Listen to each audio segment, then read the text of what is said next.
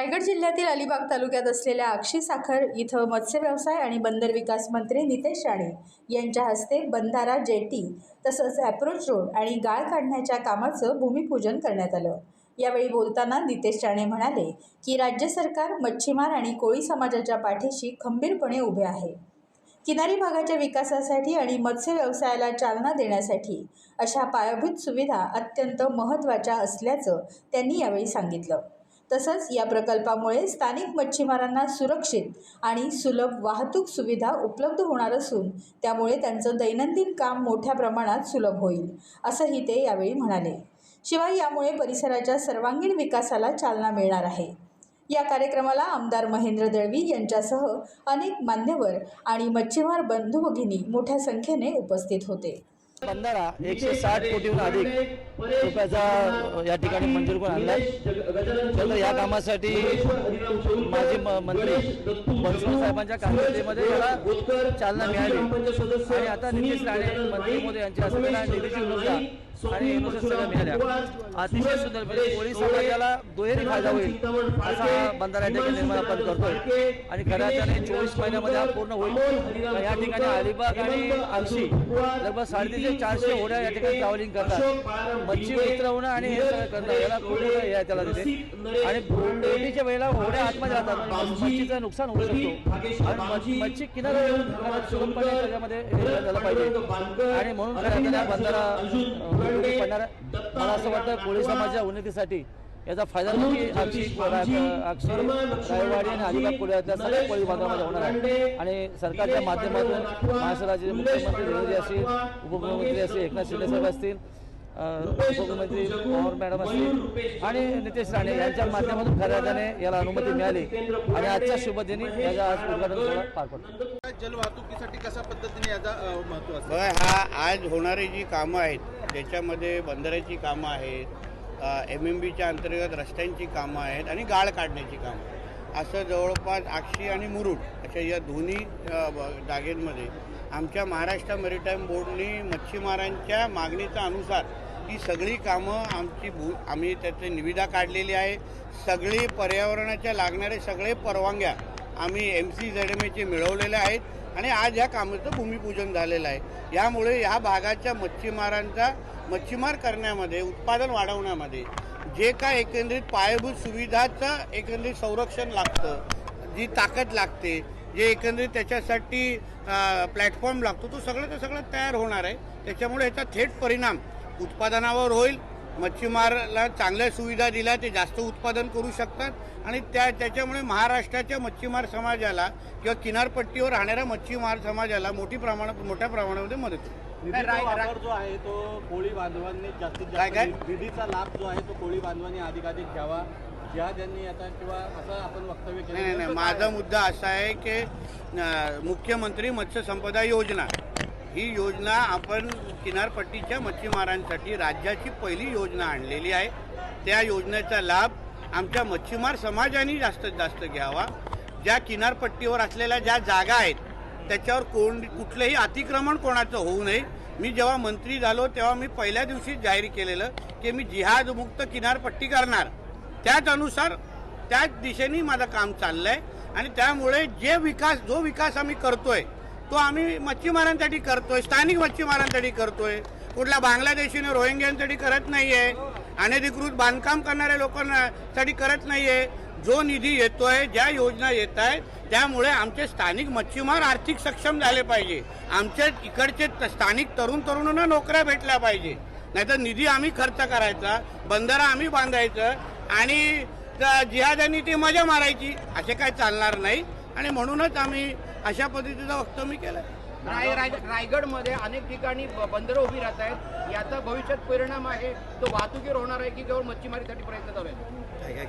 काय रायगडमध्ये अनेक ठिकाणी बंदरं बांधली जात आहेत वेगवेगळ्या प्रकारे MMB मार्फत, तर याचा वाहतुकीवर परिणाम होणार आहे का? कसा परिणाम होता? फायदा नाही होणार का? जलवाहतूक असं बोल ना बाबा, पूर्ण जलवाहतुकीसाठी फायदा होणार आहे। कारण का आम्ही तसं तुम्हाला जलवाहतुकीच्या दृष्टिकोनातून मी जी काय रोरो सर्व्हिस सुरू केली ते मुंबई ते सिंधुदुर्ग आहे, मध्ये ते आता रायगडला पण थांबणार।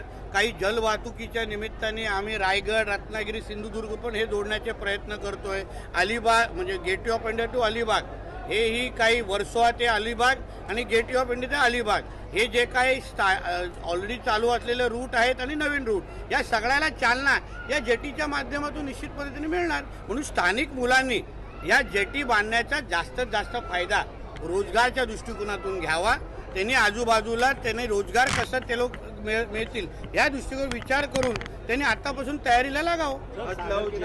समृद्ध करायला आपण हा? पुढाकार घेतला. सागर किनारपट्टी समृद्ध करायला आपण पुढाकार घेतलाय. अक्षीच्याच बाजूला असलेलं नागाव आहे ती 7 किलोमीटरहून अधिक बंधारे आहेत ते उद्ध्वस्त झालेले आहेत. गावाला देखील पाण्याचा समुद्राचा धोका होतो. काय निधी आहे? त्या पद्धतीचं निवेदन माझ्याकडे आलं.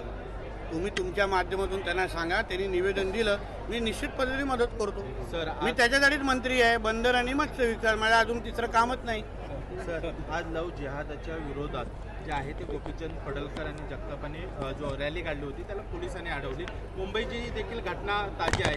काय पाहता याच्याकडे? एक लक्षात घ्या, सरकार हिंदुत्ववादी विचाराचं असले तरी काही घटना या सरकारमध्ये बसलेले जे काही मोजके अधिकारी आहेत जे आमची सरकारचीच बदनामी करतायत, पोलीस खात्याची बदनामी करतायत, जिहाद्यांना मदत करतायत, त्यांना संध्याकाळची बिर्याणी जरा जास्तच आवडते हां. त्याच्यामुळे गोपीचंद पडळकर जी असतील, जगताप असतील आणि बाकी आमचे हिंदुत्ववादी विचाराचे कार्यकर्ते रस्त्यावर उतरून आमच्या हिंदुत्वाची सरकारला बदनाम करणारे हे जे काही सडके आंबे आहेत, हे जे काही जिहादी यांना मदत करणारे जे अधिकारी आहेत त्यांच्या विरुद्ध आवाज उचलत आहेत. मला आज पोलिसांनी थांबवलं असलं तरी जिहादच्या विरोधात आम्ही कुठेही आमची लढाई कमी करणार नाही, धार कमी करणार नाही. जेवढे आम्ही आमचा महाराष्ट्र आज देवेंद्र फडणवीसजींच्या नेतृत्वात जिहाद मुक्त केल्याशिवाय स्वस्थ बसणार नाही. सुमित्राताई पवारांच्या विरोधामध्ये काँग्रेसनं उमेदवार दिला. खूप निवडणुकीत अजितदादांच्या नंतर काँग्रेसची कृती कशी वाटते? निश्चितपणे निंदनीय आहे. अजितदादांनी काय काँग्रेसच्या बरोबर सरकारमध्ये नव्हते, काँग्रेसच्या बरोबर त्यांनी महाराष्ट्रामध्ये ताकद वाढवली नाही. शेवटी ह्यालाच काँग्रेस म्हणतात. त्याच्यासाठी तर त्यांची अधोगती झालेली नाही, ह्याला कारणं आहेत. या कारणामध्ये ज्या अजितदादांच्या बाबतीमध्ये प्रत्येक आज महाराष्ट्राच्या नागरिकात भावनिक आहे त्या अजितदादांची एक निवडणूक तुम्ही बिनविरोध करून देऊ शकत नाहीत. महाराष्ट्राची जनता यांना कधी माफ करणार नाही. सर, महाराष्ट्रात FIR दाखल होत नाही, काय सांगाल त्याच्याबद्दल? बाहेर कर्नाटकात बघा, नियम असतात. FIR लॉन्च करण्याचे काही नियम असतात. त्या नियमाआधारे अगर FIR लॉन्च होत असेल तर नक्की होणार. आमच्या आदरणीय मुख्यमंत्री साहेबांनी त्या पद्धतीचं वक्तव्य विधिमंडळामध्ये दिलेलं आहे, फ्लोर ऑफ द हाऊसवर दिलेलं आहे. पण FIR लॉन्च करण्यासाठी जे नियम आहेत ते पाळले जात असतील किंवा त्याच्यासाठी पूर्ण पद्धतीने आधार असेल तर नक्की लॉन्च होणार. सर, शेवटचा प्रश्न, कोकणातली किनारपट्टी जी आहे ती अधिक समृद्ध होण्यासाठी आणि पर्यटक वाढायसाठी किंवा मच्छीमारांना अधिक फायदा होण्यासाठी अजून काही खात्याच्या तर्फे योजना आणण्याचा? बघा, एक तर जलवाहतूक वाढवणं, जेटीसारखं तिथे जेटीचं जाळं पसरवणं, जाळमुक्त किनारपट्टी हे आमचं उद्दिष्ट आहे. आणि जे काही या बंदरांकडे जाणारे रस्ते आहेत ते दर्जेदार असले पाहिजे. आपण पायाभूत सुविधा चांगल्या पद्धतीने द्याल तर 100% विकास होईल. म्हणून विकास करण्याची जबाबदारी आमची. फक्त आमच्या इकडच्या रायगड, रत्नागिरी, सिंधुदुर्गच्या तरुणांनी स्वस्थ बसू नये. सरकार तुमच्यासाठी दिवस रात्र काम करत आहे. तुम्ही जास्तीत जास्त मेहनत करण्याची तयारी ठेवा. चांगल्यातला चांगला रोजगार, जसं असंख्य मोठ्यातली मोठी देशं आज किनारपट्टीचा आधार घेऊन विकसित झालेले आहेत, त्यांचे तरुण आज श्रीमंत झालेले आहेत. तोच फायदा आमच्या महाराष्ट्राच्या तरुणांनी घ्यावा. टाइम्स डिजिटलला लाईक करा, सबस्क्राईब करा, शेअर करा आणि बेल आयकॉन दाबायला विसरू नका. पाहत रहा टाइम्स डिजिटल.